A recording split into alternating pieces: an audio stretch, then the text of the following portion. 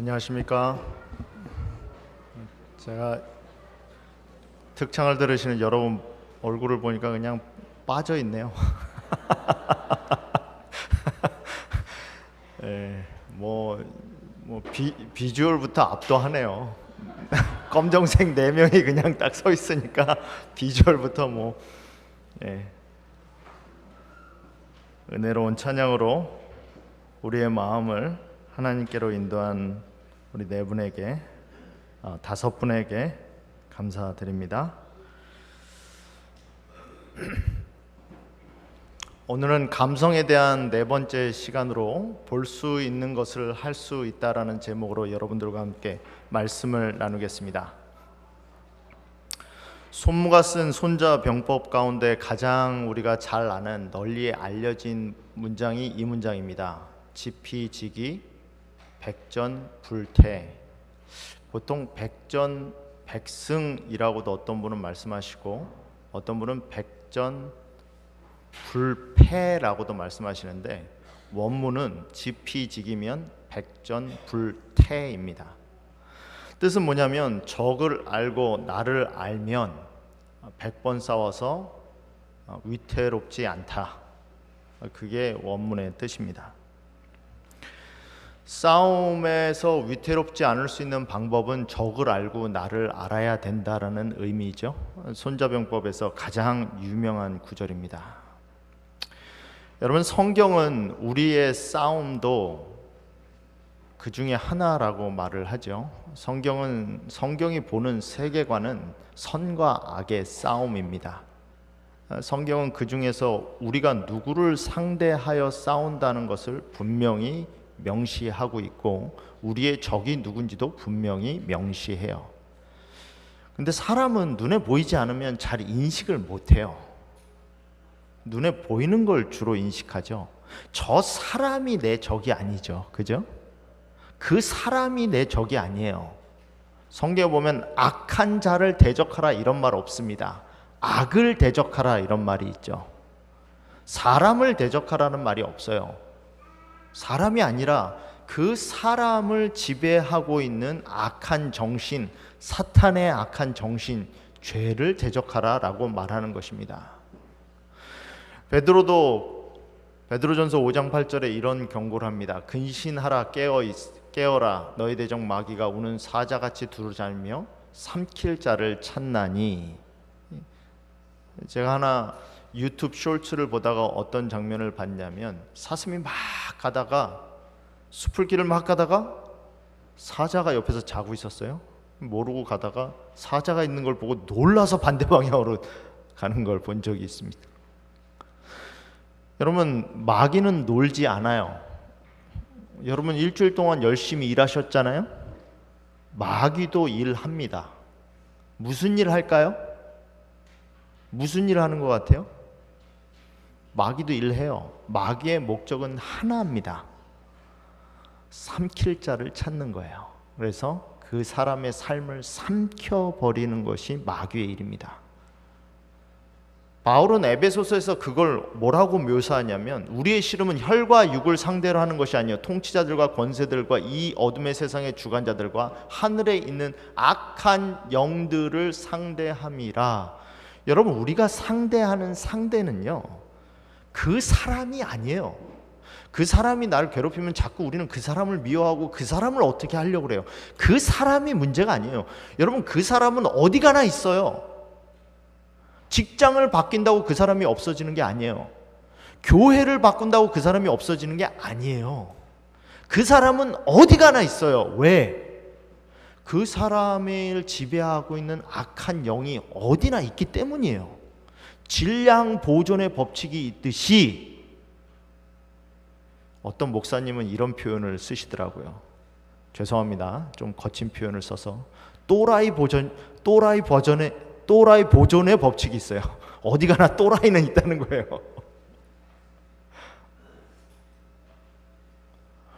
여러분, 어디 가나 장소가 문제가 아니에요. 그러니까 우리가 신앙생활을 할 때 내가 누구를 상대하고 있는지를 바로 보셔야 돼요. 그러니까 엉뚱한 데 가서 힘을 빼지 않아요. 상대를 알아야 그 상대를 어떻게 이길지가 결정이 되는 거예요. 상대를 모르는데 어떻게 결정을 합니까? 마귀가 사용하는 가장 좋은 방법 중에 하나는, 여러분 보통 박사학위 받으려면 PhD, 닥터 오브 필로소피 PhD 디그리 받으려면 보통 6년 걸려요. 마귀가 연구한 게 있는데 마귀가 연구한 분야는 사람이에요. 사람을 몇 년 연구했습니까? 6,000년을 연구했어요. 보통 6년을 공부하면 박사학위를 따는데 길게 한 분들은 10년까지 하더라고요. 제가 남대근 목사님한테 물어봤어요. 박사가 되면 뭐가 좋은 겁니까? 뭘 아는 겁니까? 그러니까 남 목사님이 그렇게 대답하시더라고요. 한 가지에 대해서 세상에 어떤 존재보다 많이 아는 게 박사입니다. 남대근 목사님 박사학위 논문의 제목이 The Throne of God이에요. 하나님의 보좌예요. 남 목사님이 하실 말씀이, 저는 세상에 있는 모든 사람보다 하나님의 보좌에 대해서는 제일 잘합니다. 박사라고 다 아는 게 아니라 자기가 연구한 그 분야에 있어서는 제일 잘한다는 거예요. 마귀가 연구한 분야가 뭐예요? 마귀의 연구 분야는 사람이에요. 사람을 어떻게 하면 쓰러뜨릴지를 가장 잘 아는 존재가 마귀예요. 이 사람의 약점은 뭐니까 뭐만 건드리면 이 사람은 쓰러진다는 걸 알아요. 이 사람은 요것만 탁 건드리면, 이 사람의 약점은 자식이야, 그럼 자식만 건드리면 돼요. 이 사람의 약점은 교만이야, 그럼 교만만 건드리면 돼요. 그럼 그 사람 뭐 하게 돼 있어요? 쓰러지게 돼 있어요. 그게 마귀의 전문 분야예요. 대표적인 예가 누구죠? 가룟 유다예요. 여러분, 예수님의 12명의 제자 가운데 그나마 쓸만한 사람이 한 사람 있다라면 가룟 유다예요. 서기관이었거든요. 그 당시에 엘리트 계층이었어요. 버젓한 직업을 그나마 가지고 있는 사람이 가룟 유다였어요. 예수님이 가룟 유다를 제자로 받으셨죠. 근데 가룟 유다는 그가 가지고 있던 돈에 대한 욕심을 끝까지 버리지 못합니다. 결국은 그 돈에 대한 욕심이 하나님에 대한, 예수님에 대한 사랑을 능가합니다. 그래서 가룟 유다가 자살을 선택하게 돼요. 여러분, 가룟 유다가 예수님을 사랑하지 않았다고 생각하십니까? 예수님을 사랑했어요. 예수님의 제자가 되기를 원하지 않았다고 생각하십니까? 예수님의 제자가 되기를 원했어요. 근데 뭐가 큰 거예요? 욕심이 더 커서 그 욕심이 가룟 유다를 삼켜버린 거예요. 그게 엘렌 G. 화이트 시대의 소망을 통해서 가룟 유다를 분석한 거예요. 그는 악한 탐욕의 정신을 길러서, 내 마음 가운데 있던 그 조그맸던 악한 탐욕의 정신을 길러서 마침내 그것이 그의 생애의 주된 동기가 되도록 했다. 언제나 내 행동이 악한 동기로 움직여지는 건 아닙니다. 선한 동기가 가끔 있죠. 근데 그게 악한 동기로 점점 늘어나면 내가 악한 결정을 하게 되는 것이고 악한 행동을 하게 되는 것이에요. 악인이라고 항상 악한 행동을 하는 게 아니에요. 사람이 항상 나쁜 게 아니에요. 돈에 대한 애착이 그리스도께 대한 그의 사랑을 능가했다. 어느 시점에서는 이게 같이 갈 수가 없고 어느 시점에서는 한쪽이 한쪽을 능가하게 돼 있어요. 근데 돈에 대한 애착이 하나님에 대한 사랑을 능가했다는 거죠. 한 가지 악의 노예가 됨으로써 그는 자기 자신을 사단에게 넘겨주는 죄에 깊이 빠지게 됐다. 그걸 누가 알았다는 거예요? 그걸 누가 알았다는 거예요? 사단이 알았다는 거예요. 근데 왜 예수님이 가룟 유다에게 돈꾀를 맡겼을까요? 12명의 재무였거든요. 가끔가다 돈이 생겼어요. 예수님, 사역하실 때 좀 힘드시면 이 돈 쓰세요. 그럼 돈이 들어올 거 아니에요. 그럼 도네이션이 들어오면 그걸 누가 맡습니까? 유다가 맡았어요. 왜 예수님이 그걸 허락하셨을까요? 유다가 돈에 대한 욕심이 많은 걸 아심에도 불구하고 왜 시켰을까요? 이렇게 설명해요. 유다는 자신의 품성의 연약함을 알지 못했으므로 그리스도께서 그것을 알고 고칠 수 있는 기회를 가질 수 있는 처지에 그를 두셨다. 여러분, 하나님께 용기를 구하면 그냥 하나님이 여기 있다 용기 가져라 이렇게 할까요? 아니에요. 용기 있게 나설 수 있는 상황을 만드세요. 하나님께 하나님 저 인내가 필요합니다. 그럼 하나님이 여기 인내 있다 이거 가져가 이렇게 하십니까? 아니에요. 내가 인내해야 될 상황을 만드세요. 하나님은 그렇게 우리에게 인내를 주시는 거예요. 하나님 제가 믿음이 필요합니다. 그럼 믿음을 어떻게 주시나요? 여기 믿음 있다 이렇게 주는 게 아니에요. 믿음을 기를 수 있는 상황 가운데 우리를 두시는 거예요. 그럼 그 상황에서 믿음이 길러지는 거예요. 믿음의 선택을 함으로 말미암아 제자들을 위한 회개로서 그는 그 적은 집단에서 필수품을 준비하고 가난한 자들을 구제할 책임을 지고 있었다. 다른 사람들을 위해 봉사하는 일을 통하여 유다는 이기심 없는 정신을 개발해야 했다. 돈에 대한 욕심을 능가할 수 있는, 그걸 능가할 수 있는 기회를 주셨다는 거예요. 여러분, 하나님이 여러분한테 뭘 요구하실 때는 여러분이 하나님보다 더 사랑하고 우선시하는 그걸 극복할 수 있는 기회를 주시는 거예요. 교회에서 무슨 일을 맡기잖아요? 누군가 봉사를 요청하고 누군가 구제를 요청하면요, 그거는 나한테 왜 또 이런 거래, 피곤하게, 그렇지 않은데 내 삶이 피곤한데 그러지 마시고 그게 나한테 주신 기회라고 생각하셔야 돼요. 그걸 극복하지 못하면 그것이 결국 내가 가지고 있는 하나님의 사랑을 집어삼켜요. 이해 가십니까? 사단이 그걸 알아요. 그러니까 사단도 뭐 합니까? 그걸 이용한다는 거죠. 결국 예수님의 제자 가운데 가장 가능성이 많았던, 가장 장래가 촉망했던 제자는 태어나지 않았으면 좋을 뻔했던 제자가 됩니다. 능력이 없어서가 아니에요. 마귀가 계속해서 찔러대는, 유혹하는 그것에 대해서 자꾸 잘못된 동기와 잘못된 판단이 거듭됨으로 말미암아 뭐 한 거예요? 그것에 집어삼키게 되는 겁니다. 여러분, 사단은요, 우리가 가지고 있는 약점이 뭔지 압니다.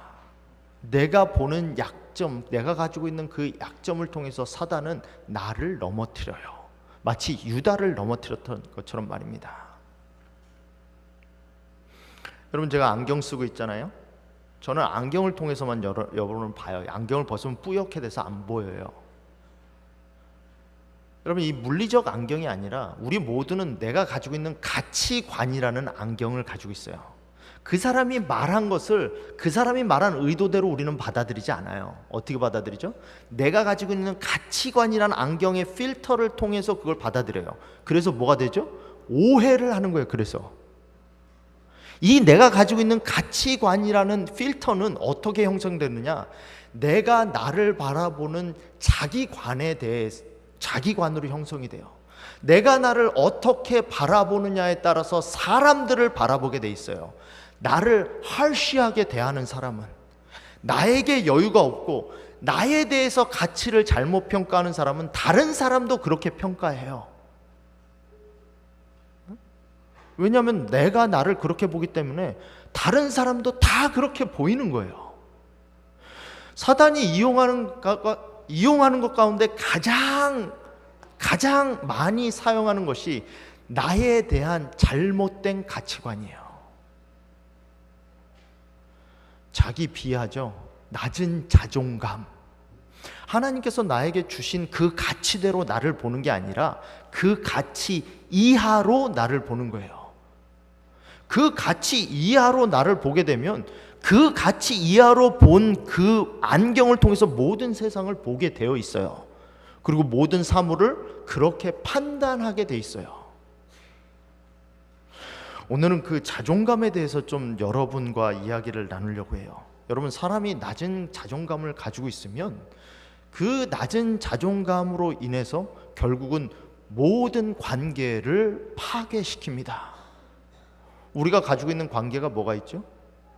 하나님과의 관계가 있고, 나와 나 사이의 관계가 있고, 나와 다른 사람의 관계가 있어요. 근데 내가 나의 가치를 제대로 모르면, 내가 누구인지 나의 정체성을 제대로 모르면 모든 관계가 파괴되게 돼 있어요. 여러분, 경찰이 내가 경찰이다라는 걸 알아야 잘못하는 사람이 있을 때 뭐 합니까? 티켓을 줘요. 스피딩하면 그 차 세워서 티켓을 줘요. 왜? 내가 경찰이라는 걸 알기 때문에 그런 거예요. 내가 경찰이라는 자존감, 내가 경찰이라는 정체성이 없으면 아무리 스피딩하는 차가 다녀도 절대 잡지 않아요. 내가 아버지라는 자존감, 정체성이 있기 때문에 내 아이가 잘못하면 지적질을 하는 거예요. 훈계하는 거예요. 옆에 아이가 잘못하면 훈계합니까? 옆집 아이가 잘못하면 내가 가서 야 그렇게 하지 마 그래요? 안 해요. 왜? 내 아이가 아니니까. 내가 누구인지 나의 자존감에 대해서 나의 정체성을 제대로 갖고 있지 않으면 모든 관계는 파괴되게 돼 있어요. 여러분, 제가 메릴랜드로 이사 온 다음에 2022년 8월에 이사 왔는데 12월에 제 자동차가 도난을 당할 뻔한 적이 있어요. 누가 이제 기아 챌린지 혹시 아십니까? 기아 자동차 시동을 마음대로 걸 수 있다라는 그게 한참 틱톡에 돌았어요. 그래서 제 차가 기아 차거든요. 10년 됐죠. 아직 잘 달립니다. 제가 배운 거는 미국에서 가장 좋은 차는 페이오프 된 차다. 저는 페이오프 된 차를 타고 있습니다. 근데 그 차를 누가 도난하려고 뒷 유리창을 깨고 시동 거는 데를 다 부셔놨어요. 그래서 그걸 한 다음에 제가 이제 카메라를 부착해야겠구나. 그래서 링 도어벨을 저희 집 곳곳에 붙여놨습니다. 그리고 자동차 주차해 놓은데도 도어벨을 이렇게 카메라를 장착해놨어요. 근데 언제부턴가 도어벨이 울리지가 않는 거예요. 저한테 자꾸 전화가 와요. 밖에서 띵동띵동 하는데 안에서 대답이 없다고. 그래서 제가 지난주 목요일에 이제 가서 이제 도어벨을 이렇게 뜯어서 봤어요. 봤더니 배럴이가 녹이 슬어가지고 그 붙은 지점이 다 녹이 슬어가지고 안 되는 거예요. 그래가지고 그걸 다 깨끗하게 하고 뭐 이렇게 해서 했는데도 안 돼요. 아니 이거 산지 이제 1년 반밖에 안 됐는데 제가 누구를 원망했을까요? 내가 관리를 잘못했으니까 내 책임지. 이렇게 원망했을까요? 누구 원망했을까요? 이거 만든 컴퍼니 원망했죠. 아니 1년 반밖에 안 됐는데 물건을 이렇게 만들어가지고 나한테 이렇게 되게. 여러분, 자기를 낮게 보는 사람은 하나님을 원망하게 돼 있어요. 자기 자신의 상황에 대해서 제대로 인식하지 못하고 낮은 자존감을 가지고 있는 사람은 창조자를 원망할 수밖에 없어요. 하나님은 나를 이렇게 만들어 놔가지고, 나를 여기서 이렇게 태어나게 해서.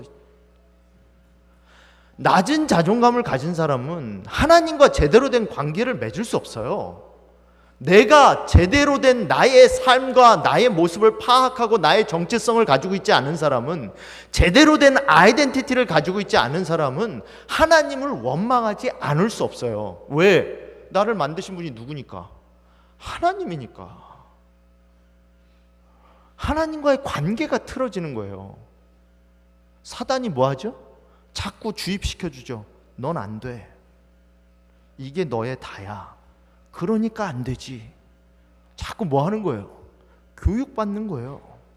나는 안 되는구나. 자기한테 자꾸 실망하는 거죠. 이게 나의 최선이구나. 누가 최선이래요? 그게 누가 최선이래요? 누가 여러분 자신을 그렇게 보라고 합니까? 근데 나 자신을 그렇게 보면 어떻게 해요? 하나님을 원망할 수밖에 없어요. 하나님, 나를 왜 이렇게 만드셔서, 왜 나를 이렇게 만드셔서 이렇게 합니까? 하나님 원망할 수밖에 없는 거예요. 한 서기관이 예수님께 와서 계명 중에 첫째가 무엇이 되냐고 묻습니다. 하나님께서 우리에게 명령하신 것 중에 가장 기억해야 될 것이 무엇입니까? 라고 물어요. 그때 예수님이 이렇게 대답하십니다. 내 마음을 다하고 목숨을 다하고 뜻을 다하고 힘을 다하여 주 너희 하나님을 사랑하라. 하나님이 나한테 주신 은혜와 사랑과 나에게 주신 축복을 제대로 보지 못하는데 하나님 사랑할 수 있습니까? 사랑한다는 마음은 은혜를 깨달아야 사랑이 나오는 거예요. 나 같은 존재를 쓰셔서 하나님이 메릴랜드 중앙교회의 담임 목사라는 귀한 직분을 주셨다. 이것을 은혜로 느낄 때 내가 하나님께 감사하는 거지, 하나님 나는 이것밖에 안 됩니까? 이렇게 생각하면 제가 감사하면서 생활하겠습니까? 하나님께서 주신 축복과 은혜를 깨달을 때, 그래서 나의 형편을 제대로 볼 때 내가 감사한 거예요. 둘째는 이것이 내 이웃을 어떻게 사랑하라? 내 이웃을 어떻게 사랑하라? 내 몸과 같이. 여러분, 나를 사랑하지 못하는 사람은 너를 사랑 못해요. 나에 대한 낮은 자존감을 가지고 있는 사람은 너를 제대로 사랑 못한다니까요. 너를 사랑할 수 있는 방법은 나를 제대로 사랑할 때요. 여러분, 나를 제대로 사랑한다는 것이 뭐 나한테 좋은 옷 입히고 좋은 음식 먹고 뭐 건강한, 이게 나를 사랑하는 게 아니에요. 나에 대해서 제대로 아는 게 나를 사랑하는 거예요. 내가 나를 본 그대로 너를 사랑한다니까요. 내가 나를 제대로 보지 못하면 너를 사랑할 수가 없어요. 그러니까 내가 낮은 자존감을 가지고 있잖아요. 그럼 그 편견으로 모든 걸 보게 돼요. 누가 무슨 말을 해도요, 자격지심이 있는 사람은 그걸 곱게 듣지 않아요. 아, 오늘 참 옷을 예쁘게 입고 왔네? 그러면 어제는 옷을 예쁘게 입지 않았단 얘기야? 누가 칭찬을 해주면 칭찬을 칭찬으로 받지 못해요. 칭찬을 그대로 칭찬으로 받는 게 아니라 거북해요. 제가 나한테 또 무슨 꼬투리를 잡으려고. 왜? 내가 그렇게 사니까. 그러니까 내가 나를 제대로 보지 못하고 나를 사랑하지 못하는 사람은 너를 제대로 사랑하지 못해요.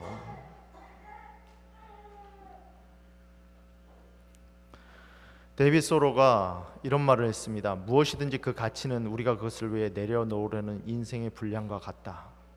여러분, 여러분의 가치가 어떤 가치인지 아십니까? 여러분의 가치를 보기 원하시면은 여러분은 십자가를 보셔야 돼요. 여러분이 어떤 가치로 맞바꿔졌는지를 생각하셔야 된다는 거예요. 우리가 십자가를 통해서만 인간의 영혼의 가치를 측량할 수 있다. 여러분의 가치는 뭐를 통해서만 측량할 수 있다고요? 여러분, 나의 가치를 함부로 측량하지 마세요. 나한테 함부로 하니까 너한테도 함부로 하는 거예요. 나를 함부로 가치 치고 하니까. 여러분의 영혼이 십자가에서 어떻게 사졌는지 아세요? 그리스도께서 죽으시고 아버지께서 그 아들을 인간을 위해 죽도록 내어주사 그 한량없는 값으로 채우신 것이 바로 인간의 가치다. 그게 여러분의 가치예요. 그게. 누구도 여러분의 가치를 평가절하하게 허락하시면 안 돼요. 누구를 포함해서? 나를 포함해서. 100불 주고 사면 그게 100불의 가치가 있듯이 여러분의 영혼은 예수 그리스도를 통해서 지불된 가치예요. 누구도 여러분을 평가절하하면 안 돼요. 나를 포함해서. 인간의 가치는 갈바리에 가서야 제대로 알려진다. 그리스도의 십자가의 신비 속에서 우리는 인간의 가치를 측정할 수 있다. 그게 여러분의 가치라고요. 하나님이 자기 아들을 주셔서 여러분을 사셨어요. 그게 여러분의 가치예요. 무엇과도 맞바꿀 수 없는, 누구도 여러분을 평가절하할 수 없다는 거죠.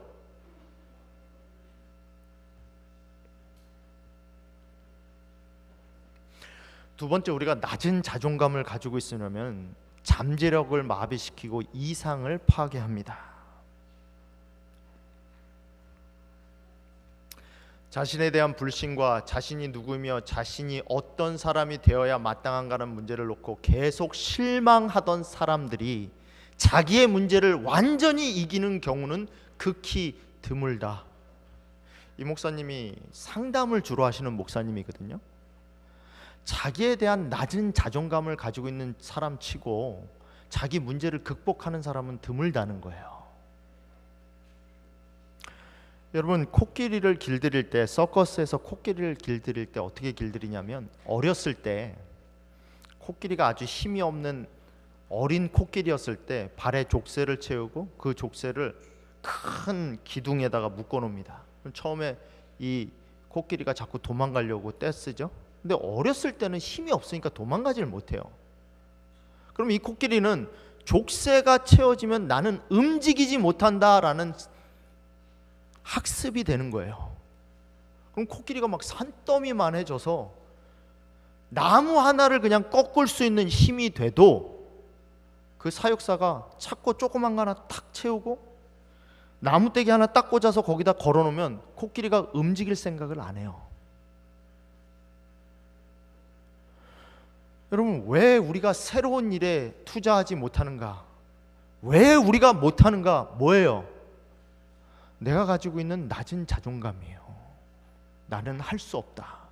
여태까지 실패했다. 누가 할 수 없대요? 누가 할 수 없대요? 할 수 있어요. 근데 그렇게 학습이 계속 되니까 나는 할 수 없다라고 생각하는 거예요. 달란트의 비유에서도 한 달란트 받은 사람이 뭐 합니까? 여러분, 한 달란트는 어마어마한 돈이에요. 어마어마한 돈. 근데 그걸 어떻게 합니까? 땅 속에 묻어둬요. 왜 묻어두죠? 그 묻어두는 이유를 25절에서 내가 두려워하여 나가서 당신의 달란트를 땅에 감추어 두었나이다. 낮은 자존감을 가지고 있는 사람들은 주로 그 인생이 두려움으로 좌지우지가 돼요. 꿈과 이상과 비전으로 좌지우지가 되는 게 아니라 두려움으로 좌지우지가 돼요. 이게 내가 실패할 만한 일인가? 요만큼의 가능성이 있는가? 그럼 하지 않아요. 왜? 실패할 것이 두려워서. 그게 한 달란트 가진 사람이 땅속에 물건을 감춰놓은 이유예요. 그의 삶은 고정된 자산과 같다. 자산은 있지만 쓰지 못하는 거죠. 주인으로부터 거부감에 대한 두려움, 실패에 대한 두려움, 투자하는 다른 두 종과 비교 의식에 따른 두려움, 그리고 모험하는 것에 대한 두려움 때문에 고정되어 버렸다. 여러분의 삶은 뭐가 동기예요? 무엇이 움직이게 하는 원인이에요? 뭘 갖고 결정하세요? 자존감이 낮은 사람들은 두려움이 동기예요. 두려움으로 모든 것을 결정하는 거죠. 자존감이 낮은 사람들, 낮은 자존감을 가지고 있는 사람들은 뭐 합니까? 시도하지 못해요. 그래서 우리는 주님이 과거에 우리의 역사에서 우리를 인도하신 방법과 그분의 가르침을 잊는 것 외에는 미래에 대하여 두려워할 것이 전혀 없다. 뭐 이런 정도 말씀을 하면 아멘 하셔야죠. 동의 안 하시는 것 같잖아요. 그럼 한번 읽어볼까요? 우리는 시작.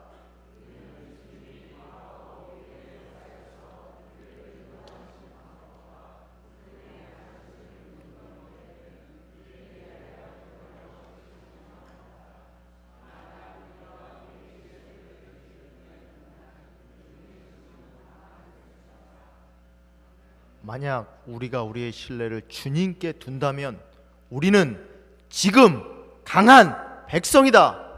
여러분은 강한 백성이에요. 우리가 우리를 신뢰를 하나님께만 둔다면, 주님께만 둔다면 우린 뭐 한다는 거예요? 두려워할 일이 없어요.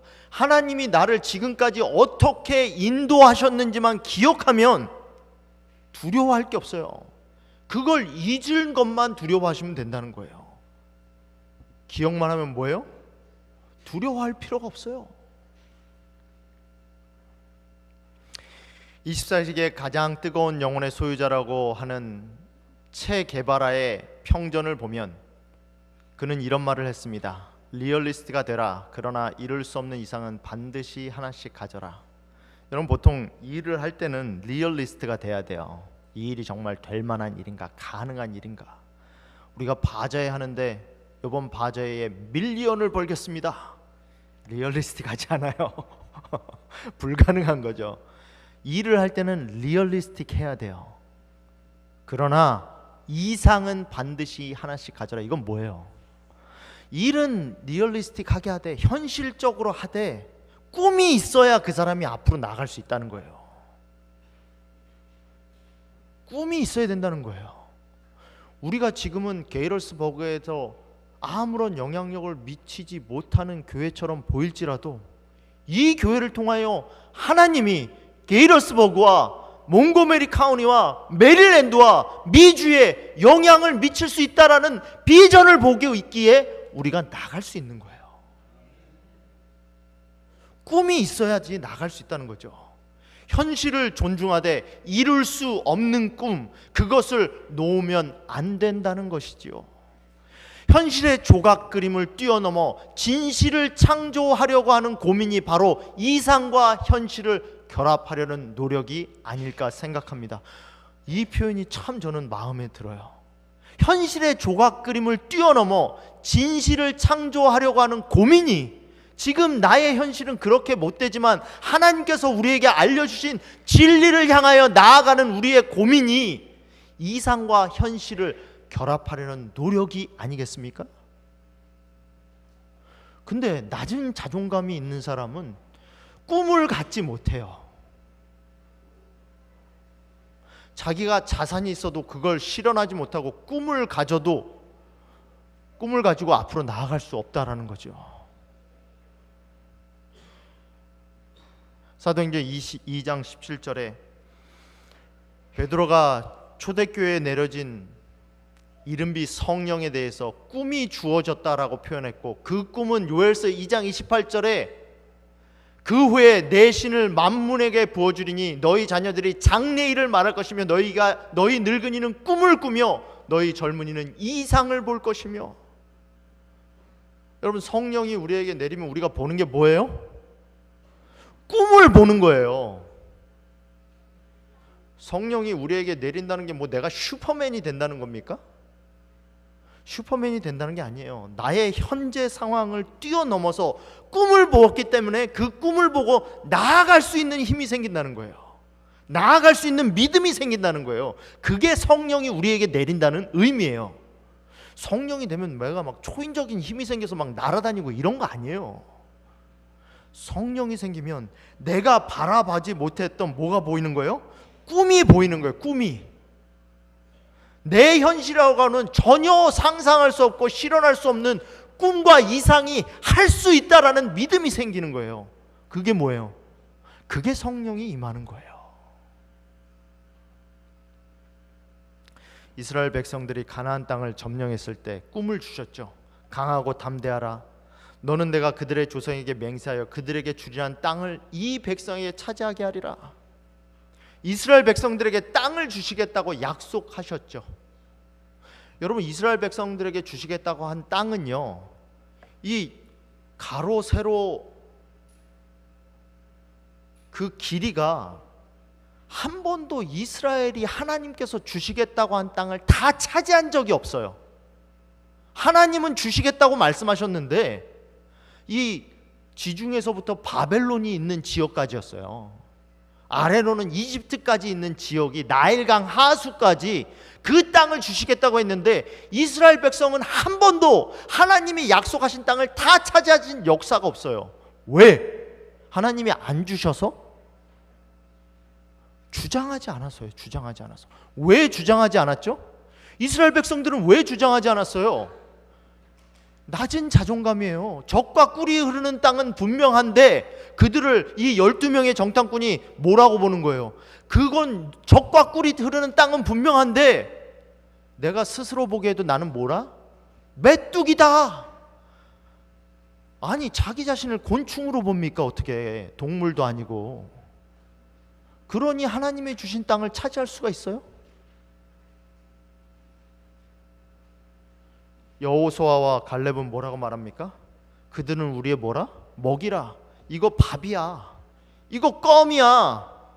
이거 어려운 거 맞는데 하나님이 우리에게 주셨기 때문에 이거 우리 밥이야. 나를 메뚜기로 보는 사람은 절대 성공할 수 없어요. 절대 꿈을 꿀 수 없어요. 절대 앞으로 나아갈 수 없어요. 낮은 자존감을 가지고 있는 사람은 앞으로 나아갈 수 없다라는 거죠. 여러분, 물을 담을 때요, 모든 것이 높이까지 차 있어도 저 물을 담을 수 있는 맥시멈 양은 가장 낮은 쪽에 맞춰져요. 이해가십니까? 능력이 아무리 뛰어나도 나의 자존감이 이렇게 낮으면 거기까지밖에 물은 안 채워져요. 내 삶이 그만큼밖에 안 채워진 이유는 하나님이 능력을 안 주셨기 때문이 아니에요. 내가 보는 자존감이 거기이기 때문이에요. 그러니까 물을 담아도 뭐예요? 셀 수밖에 없는 거죠. 자기 자신을 제대로 본 예가 뭡니까? 그게 다윗이에요. 다윗은 제대로 봤기 때문에 뭐 하죠? 골리앗을 대항해서 싸우잖아요. 이 할례 받지 않은 블레셋 사람이 누구에게 살아계시는 하나님의 군대를 모욕하겠느냐? 교회가 어려움을 청할 때, 하나님을 믿는 백성이 어려움을 처할 때 그 백성을 보고 말하는 것이 아니라 하나님을 믿는 교회인데 이런 어려움이 처하면 안 된다라고 생각하고 일어났기 때문에 믿음으로 나아갈 수 있는 거예요. 우리가 뭐 대단해서가 아니라, 다윗은 누구를 통해서 골리앗을 본 거예요? 하나님을 통해서 골리앗을 본 거예요. 그러니까 뭐 하죠? 나가서 이길 수 있는 거예요. 여러분, 자존감이 나오면 우리는 꿈을 못 꿔요. 우리의 자산은 마비되어 있습니다. 뭘 봐야 돼요? 하나님을 통해서 보셔야 돼요. 하나님을. 마지막으로 자존감이 낮을 때 결정적인 것은 하나님께서 계획하신 곳에 내가 참가할 수가 없어요. 하나님이 아무리 멋진 길을 만들어 놔도요, 내가 거기 참여할 수가 없다고요. 자존감이 낮은 사람의 특징은 안 됩니다예요. 안 됩니다. 핑계가 많죠. 내년도에 뭐 좀 맡아주시겠습니까? 아, 저는 안 됩니다. 이것 좀 하시겠습니까? 아, 저는 안 됩니다. 되게 뭐에 기인하죠? 진짜 안 되는 게 아니에요. 뭘 보는 거죠? 나를 보는 거예요. 나를 봐서 될 수 있는 게 있습니까? 포기하려는 순간 핑계는 수만 가지가 됩니다. 그러나 하고자 하는 순간 방법이 보여요. 시각의 차이예요. 시각의 차이. 어떻게 보냐는 거죠.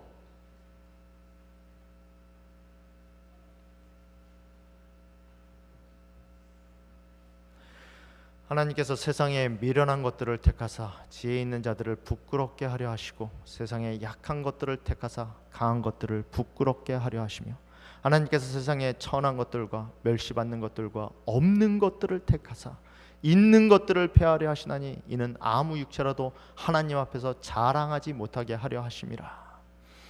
너희는 하나님께로부터 나서 그리스도 예수 안에 있고, 예수는 하나님께로서 나서 우리에게 지혜와 의로움과 거룩함과 구속함이 되셨으니, 기록된 바 자랑하는 자는 주 안에서 자랑하라 함과 같게 하려 함이니라.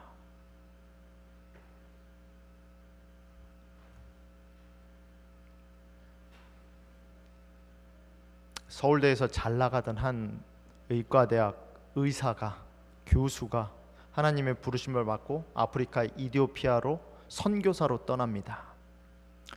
근데 선교사로 떠난 다음에 이런 고난을 당해요. 어느 날 몸이 좀 불편한 것을 발견을 했고, 괜찮겠지 하다가 발의 통증이 너무 심해져서 한국 가서 좀 치료를 받아야겠다 해서 한국을 갔는데, 병원 가서 파킨슨이라는 걸 알게 됐죠. 앞으로 나는 어떻게 될까? 그리고 저희가 아이도 셋이나 있고 하다 보니까 이제 가장으로 어떻게 되나? 실질적인 고민들이 사실은 많이 됐죠. 근데 너무 그 생각하는 것 자체가 괴로운 거예요.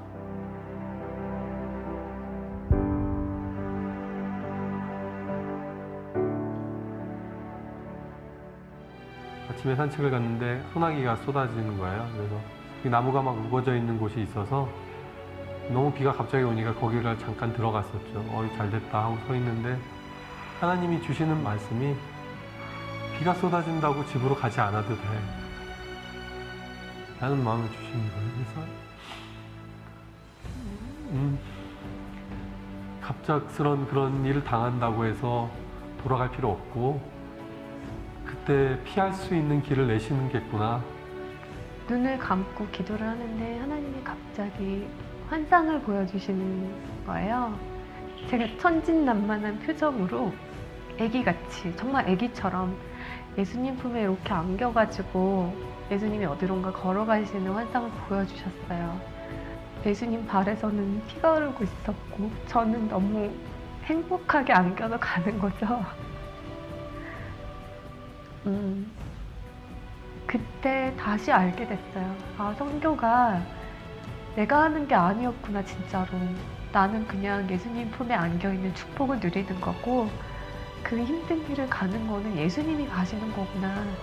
어떨 때는 좀 심하다 싶을 정도로 또 몸이 잘 안 움직여질 때가 있어요. 그러면 저도 두려움이 확 몰려올 때도 있죠. 아, 이렇게 점점 더 몸이 굳어가는 거구나. 없는 것들, 세상에 천한 것들을 하나님이 더 기뻐 사용하시죠. 왜냐하면 하나님의 능력을 드러내시기가 더 편하니까. 저도 이제 하나님의 영광을 더 드러내기 편한 사람이 돼가는 거 아닌가 하는 생각이 들어요. 왜 없는 것들을 사용하세요? 하나님께서 능력 드러내시기에 더 편한 존재니까. 그러니까 쓰시는 거예요. 우리가 잘나서 쓰는 게 아니에요. 없는 것들, 모자란 것들.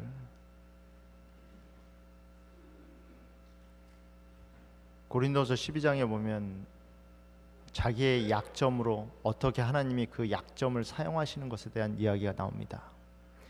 내가 계시를 받은 것이 지극히 크므로 너무 자고하지 않게 하시려고 내 육체의 가시 곧 사단의 사자를 주셨으니. 이게 무슨 말이에요? 사단의 사자가 뭐죠? 아까 베드로서에서 읽었던 그 말이에요. 사자가 그것만 가지고 계속 공격하는 거예요. 그 몸의 약점 때문에.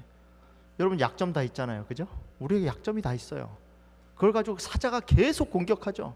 사자가 계속 공격하는데 내 육체의 가시 곧 사자의 사자를 주셨으니 이는 나를 쳐서 너무 자고하지 않게 하려 하심이라.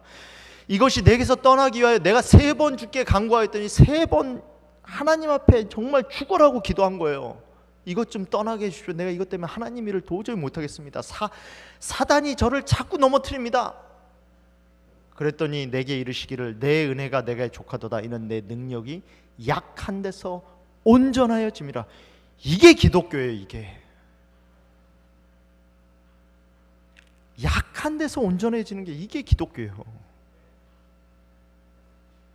이러므로 도리어 크게 기뻐함으로 나는 나의 여러 약한 것들에 대하여 자랑하리니 이는 그리스도의 능력으로 내게 머물게 하려 함이라. 그러므로 내가 그리스도를 위하여 약한 것들과 능력과 궁핍과 핍박과 곤란을 기뻐하노니 이는 내가 약할 그때에 곧 강함이라.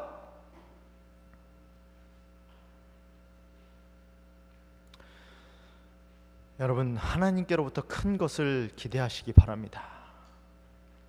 하나님을 위해서 큰 것을 시도하시기 바랍니다. 내가 잘났기 때문이 아니라, 내가 잘하기 때문이 아니라 하나님이시기 때문에.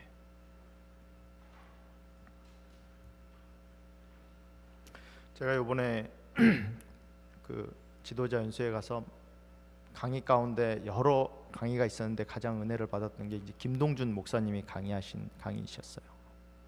다른 건 기억이 하나도 나지 않아요. 근데 기억나는 거 이 한마디예요. 하나님이 부르셔서 하나님이 채우시고 하나님이 쓰셨습니다. 제가 이번에 중동 협회 총회를 가면서 굉장히 지쳐 있었어요. 지쳐 있었던 이유가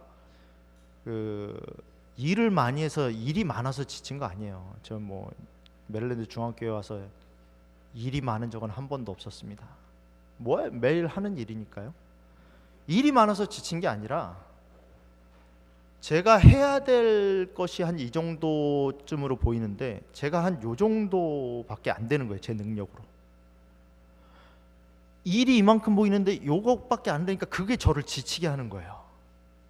제가 이 부분이 커버가 안 되는 거예요. 필요하다는 게 보이는데. 그러니까 지치더라고요.